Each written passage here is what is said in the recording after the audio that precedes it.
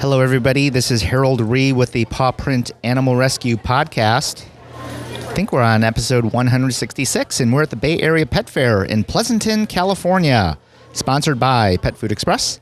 And it's on Saturday and Sunday, September 15th and 16th from 10 a.m. to 5 p.m. here at the Alameda County Fairgrounds. So I am in the quietest of the three halls. We have two halls dedicated to dogs, and we have a third hall, which is new this year, dedicated to cats, birds, and bunnies. It's amazing. I did a quick Facebook Live just before I recorded this.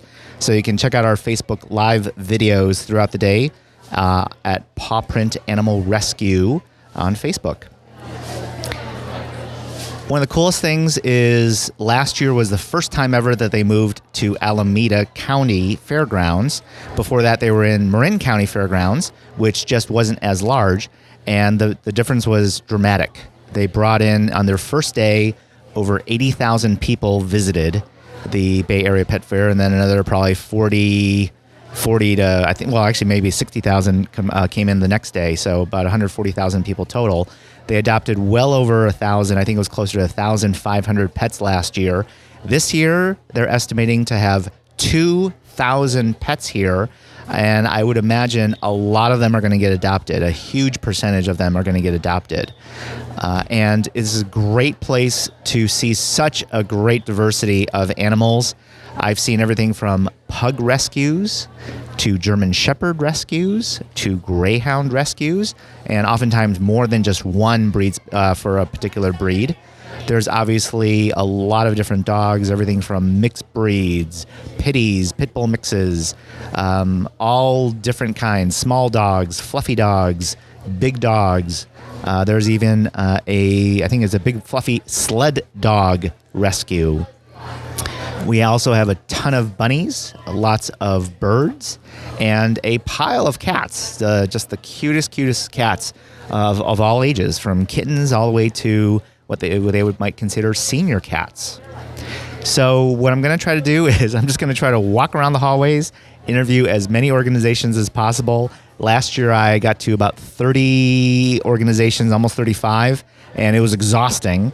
But we're going to do it because it's a lot of fun, and you're going to get to meet a lot of different organizations and people, all with kind of different journeys to get to animal rescue, but all with the same cause, which is rescuing animals who may not have always gotten the ideal start, but a great way to get some wonderful people connected with some beautiful companion animals. Why don't you just say your first and last name? Brenda Andringa. And do I have your permission to record? Absolutely. All right, great. Well, tell us a little bit about your organization, where you're based. We are South Bay Rabbit Rescue. We are based out of Morgan Hill, California. We started this, I've been rescuing for about 12 years, unprofessionally. And due to an injury in April of 2015 that permanently disabled me, I decided, you know what? I still needed to make a difference. And so I said, you know what? See a need, fill a need. That's right. Well, you're a bundle of energy, right? I wish I was a bundle of energy. No, actually, we are doing. The rabbits are the number 3 surrendered animal and the number 1 animal with no resources. So people don't have the ways of spaying and neutering.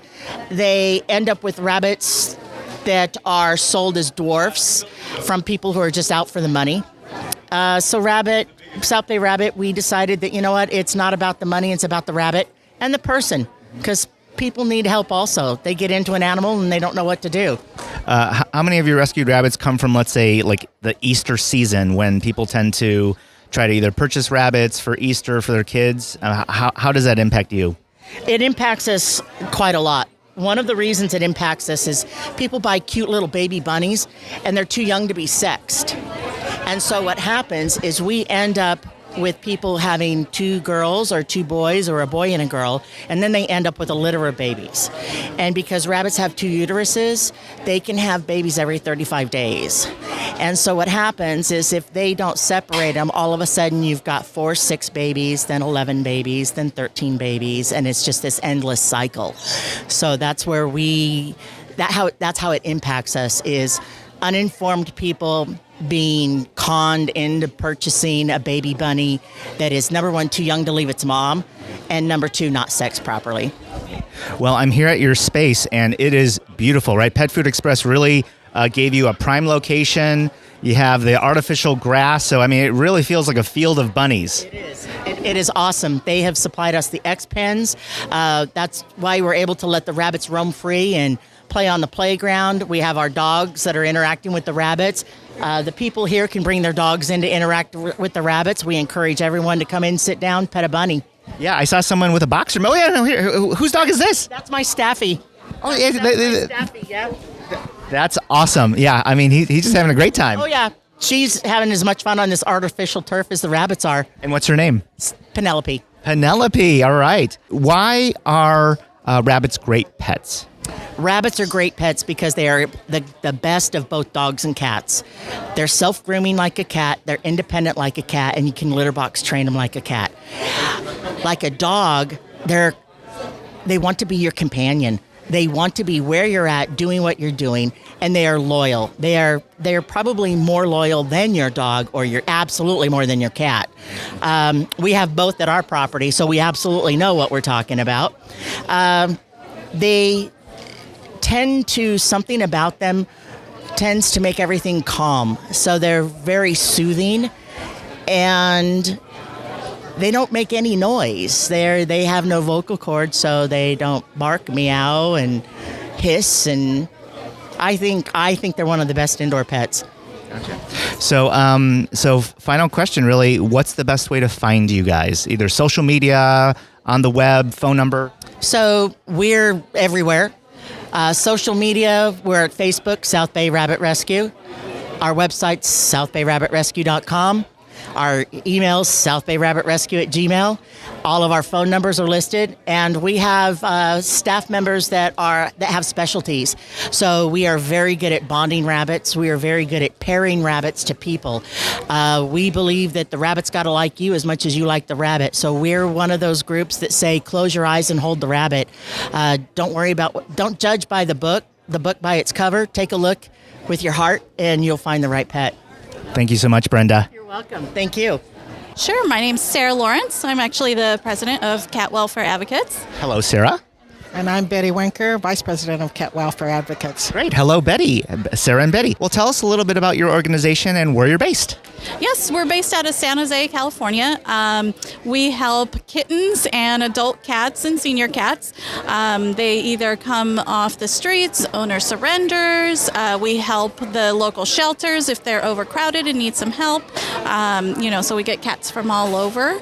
And we've been, so far this year, we've saved about 45 cats.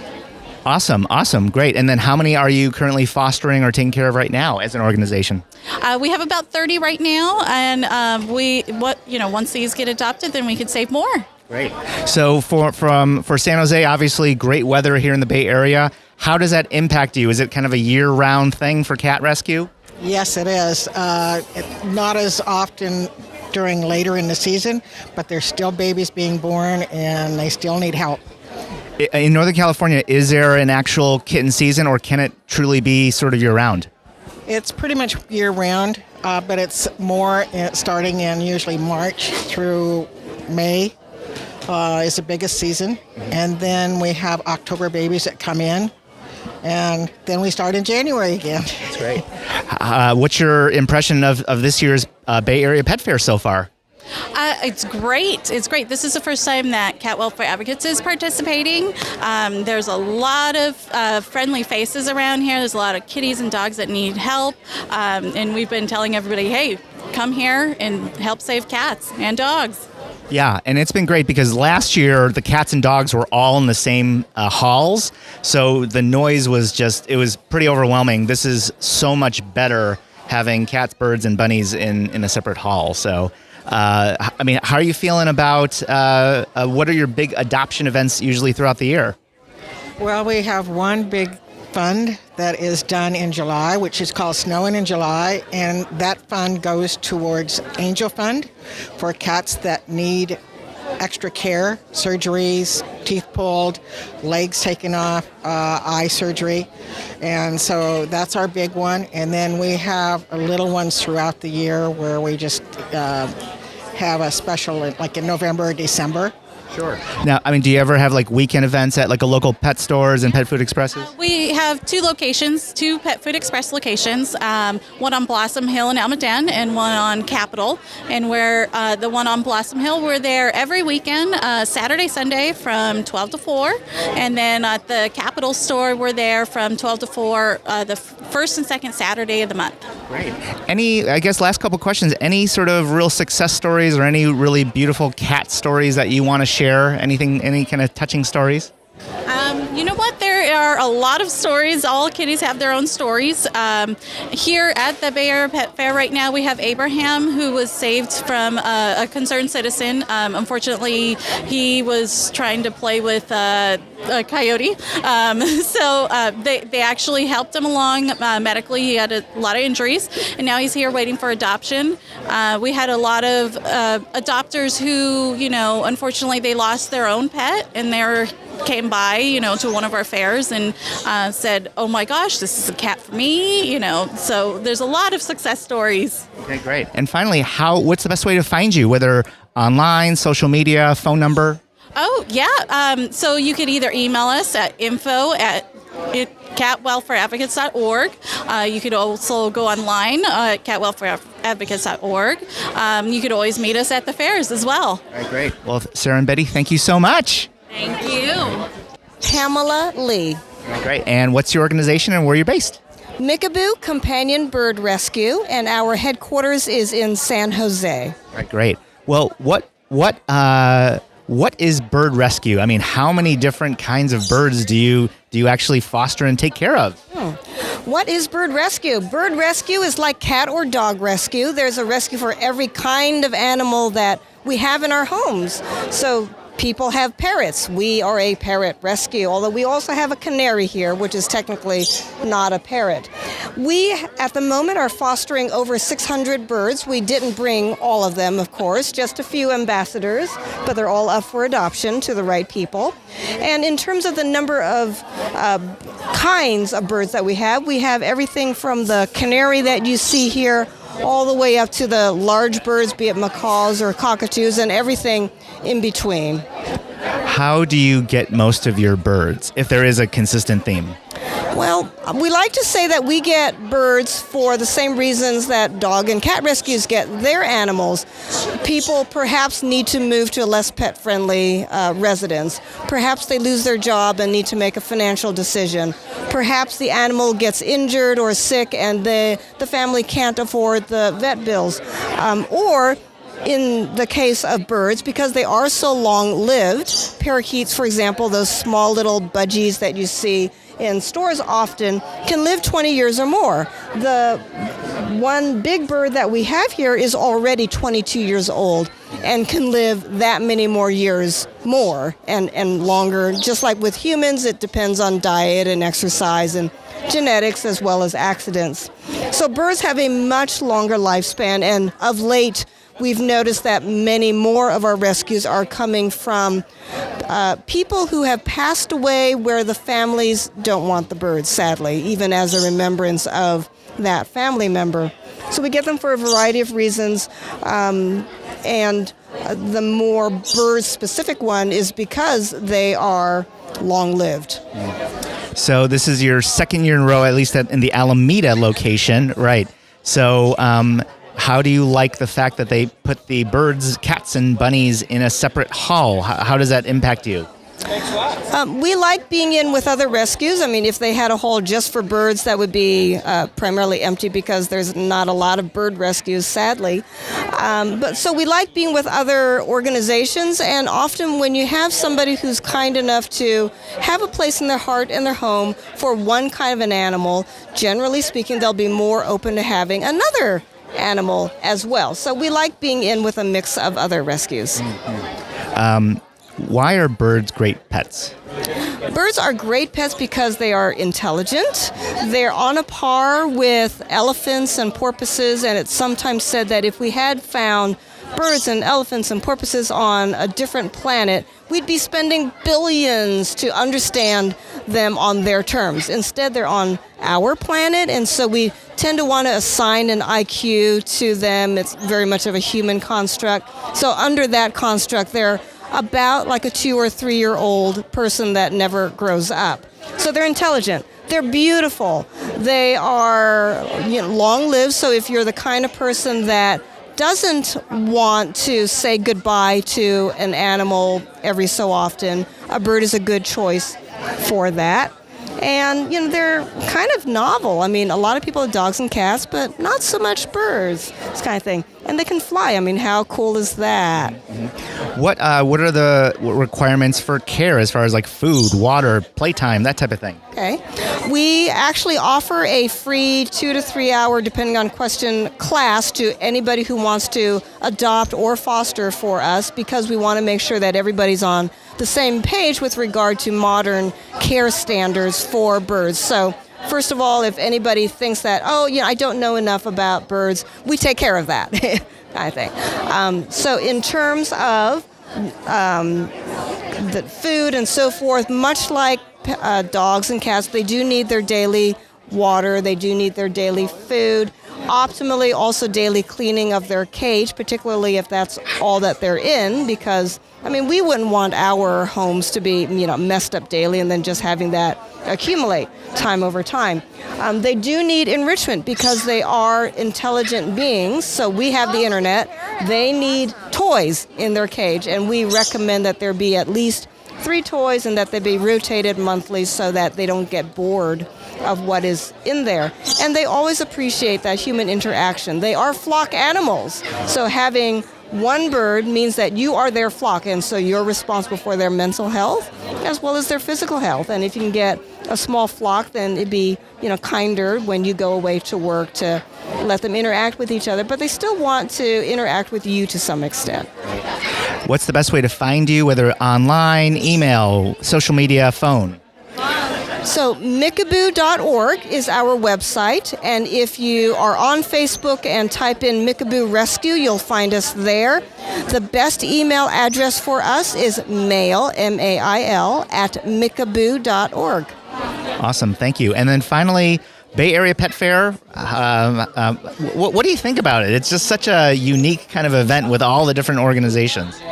We love the Bay Area Pet Fair because it has that emphasis on rescue organizations, and that it's so huge, and they do a marvelous job organizing the entire event. I can't tell you how much I really appreciate that, and the fact that it's free for rescue organizations as well. So we went to this same event in Marin when it was up there. We're happy to continue to see it here in Alameda. We're expecting, I think, around 150,000 visitors this year, and we hope to talk to a large percentage of them. Great.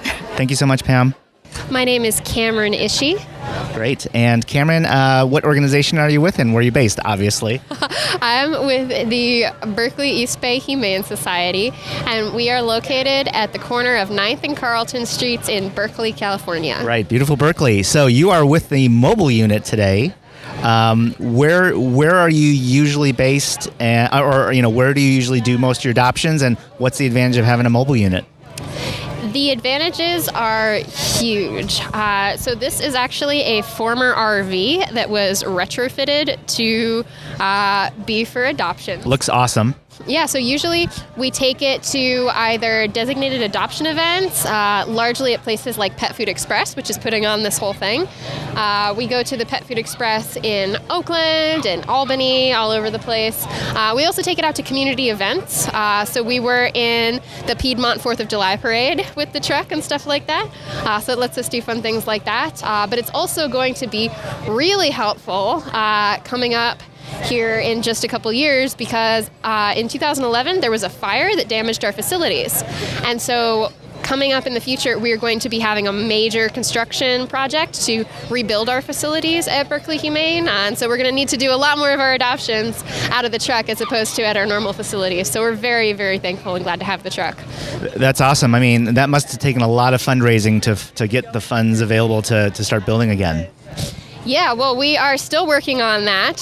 So tell all your listeners if anyone wants to contribute. We are still in the process of raising those funds, but we hope to get something going in the next couple years. At this point, it looks like mainly dogs and cats. I mean, how do you usually get most of your animals? So we pull all of our animals from the public municipal shelters. So the public shelters that end up euthanizing animals, they don't do it because they want to. They do it because they are legally required to take in all the animals from the public. So whatever animal, dog, cat, etc., comes to them, they have to take it. And so they get overburdened really quickly. So we're a private nonprofit, which means we don't take in any animals from the public. We control our own flow so that we can be an adoption guarantee shelter. So no animal will ever be euthanized for time or space at Berkeley Humane, because we are able to control our flow and then relieve the population pressure from those shelters. So we go to Berkeley Animal Care Services, Oakland Animal Services, the Solano Shelter. Move over here so people can walk in. Yeah, the Solano Shelter. And we even go as far away as Stockton sometimes. Okay, all right. So with the fire, how did that impact the organization as far as, like, did you have to rely more on fostering, or, what did you have to kind of adjust? Well, we did at the time, but now currently one of the primary impacts is that all of our office space on site is unusable. So we have had to relocate our administrative offices to a separate location down the street, which then means, we're paying to rent out those other offices for the last few years now for the time being. What makes a rescued animal so great? Because they love you. They have experienced a level of trauma, either not necessarily abuse, but abandonment, uncertainty. Even the really little ones, growing up in the shelter, they just will love you all the more for having saved them and having brought them into your life and your home. Great. Finally, any kind of stories that you want to highlight, either any dogs or cats that you can remember over the years that really kind of touched you? Oh my gosh, there are so many. Let me think for a second. Cat or dog? Go either one. Just who are you thinking of in your mind? Well, the one that springs to mind, I'm just going to do a little plug for Gilbert. Gilbert is the animal that has been in our shelter the longest right now. He is a senior kitty. He's a gray and white long hair kitty. And he is in a foster home right now. We've had him in our shelter since January, which is currently the longest. And he is generally a touch-me-not cat. He likes being pet on his head and his neck, and he doesn't like being pet on his body. And when animals have little quirks like that, hey, I'm the same way, so hey, we're perfect. I know, I don't like strangers touching me all over, so I can relate to that. And so he's just a really sweet, quiet old soul, and I'm really hoping he finds a place soon. What's the best way to find Berkeley Humane, either online, social media, phone number, email? Yeah, so you can come to our website, berkeleyhumane.org, and on our adoptions page, all new animals available for adoption are posted on Thursday night by 7 p.m., and then our adoptions are on the weekends from Friday, Saturday, Sunday from 11 a.m. to 5 p.m. at our location. And I see compared to last year, I don't know if you had your mobile unit last year, but this year they gave you, Pet Food Express gave you guys a very prime location right near the entrance. They did. I'm really glad that the Bay Area Pet Fair last year was such a huge success, because they've clearly thought it worth expanding. They rented a whole additional building, which is just for cats. Yeah, I don't know if you were in the event halls last year, but it was packed. So I'm glad that we have a little more room. And I'm also glad because that means that it was such a success last time that it's going to be even more of a success this time. Great. So. Well, thanks, Cameron. Appreciate it. Yeah, and thank you to Pet Food Express for putting this whole thing on for us. Absolutely. Hi, I'm Kimberly Benjamin. I'm here with Family Dog Rescue. Great. And where's Family Dog located? We are in the heart of San Francisco. Our address is 2253 Shafter Avenue. We have a beautiful location with these big outdoor yards and indoor and outdoor sleeping quarters and play yards for our dogs. And you're not too far from Rescue Row, is that right? Or Not too far. We're less than a mile away. all right, great. So that's where San Francisco SPCA and a lot of organizations are. Great. So, what's been your experience so far at the Bay Area Pet Fair? It's been incredible. There are an incredible amount of dogs here, an incredible amount of people walking around. Dogs are playing, volunteers are connecting with guests. People are selling toys, people are passing out poop bags. It's pretty awesome. Last year, I think one of my friends adopted from Family Dog last year. She's a Cubs fan, so she renamed the dog Wrigley. But in general, how many animals do you try to adopt out every year? Here, we usually adopt out about 20 dogs this weekend. And per year, we adopt out about 1,000 dogs out of our shelter. Wow, incredible. So where do you tend to pull your animals from?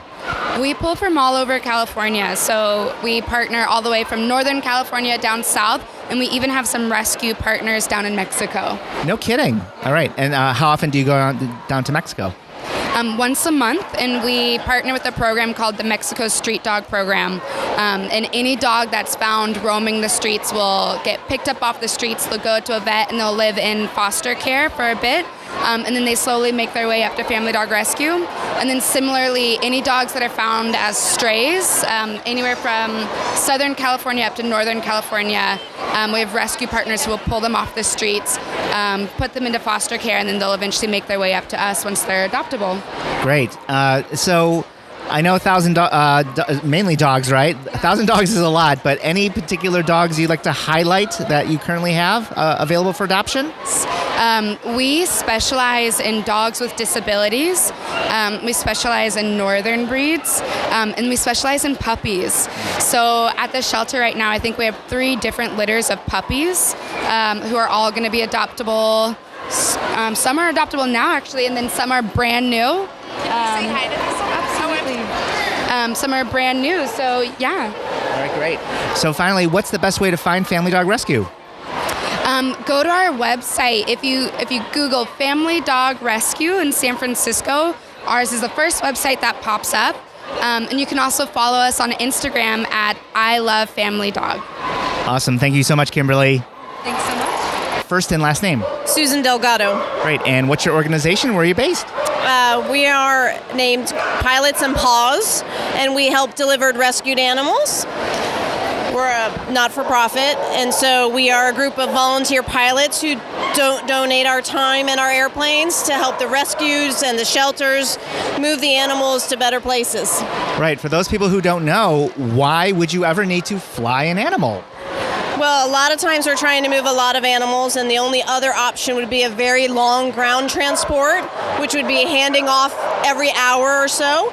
And we can usually fly what is a 9-hour flight, or 9-hour drive, in about 2 to 3 hours. And so we can move the animals a lot quicker and a lot further distances.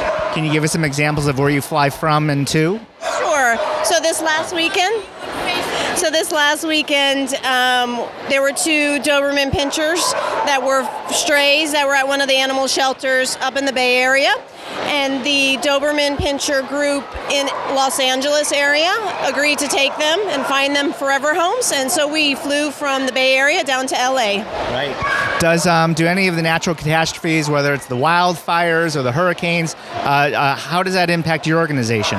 Absolutely. So when those natural disasters or catastrophes happen, a lot of times what we do is we try to empty the shelters of the existing animals, work with other rescues that will take them in other areas of the country so that those shelters can have space for the animals that are displaced by the hurricane or other things. Great. Any trips that you want to highlight in the past few years that were really kind of interesting to you or memorable? Sure. One of my very first trips was an animal that was found as a stray with one really damaged leg. And the dog was just still wagging his tail, and he was the cutest thing. And the rescue pulled him from the shelter, took care of his medical needs. And a woman who adopted him in North Carolina now takes him to the hospitals and helps, with the kids. And since he's a 3-legged dog, there's just an emotional connection with kids that are having a hard time in a hospital. So it became almost like a therapy dog. Yes. So that one, and he has his own Facebook page, so I keep track of him. What's your experience been like at the Bay Area Pet Fair so far? Oh, it's been great. We've only been here a couple hours, and the interest has been great. There's tons of people here. Everybody's really interested in what we're doing and making donations, and that's great. We're just trying to get the word out. You have the best location right next to the entrance, right? What is the best way to find your organization online or social media? Yeah, we are on all the social medias, but the best place is our website, pilots, and the letter N, and then Paws, PAWS.org. And volunteers can sign up there, pilots can sign up there, the rescue groups. And how it works is that the rescue groups can post to the website requesting a transport, and the pilots will get emails and they can respond and then coordinate from there. Great. And then finally, why should folks consider a rescue animal? Well, unfortunately, there's a ton of rescued animals. I used to do this in Atlanta as well, so both in the Southeast and I found here also in California. There are a lot of great animals at the shelters, and we can help get them to you and work with the rescue groups who also do a lot of work with the animals and making sure that they're a good fit. And so it's just a great way to give back and help give the animals new homes. Thank you so much for your time. All right. Okay, folks, that's it for part 1 of our Bay Area Pet Fair interviews. We met some great organizations, birds, dogs, cats, what else? Rabbits, even. So keep on listening and keep on checking out our Facebook page. Go to This Is Pawprint. That's our handle on Facebook, and you'll be able to find a lot of Facebook live videos, just a variety of updates. There's a bunch of people here. If you happen to be in Pleasanton, California, the weather is beautiful, nice and sunny with a light breeze, so it's phenomenal. I'm going to try to get through as many organizations as possible. So far, I think I've interviewed 5 or 6. I got maybe about 60 to 70 more I got to do, so I got to get going. Thanks, folks. Talk to you soon.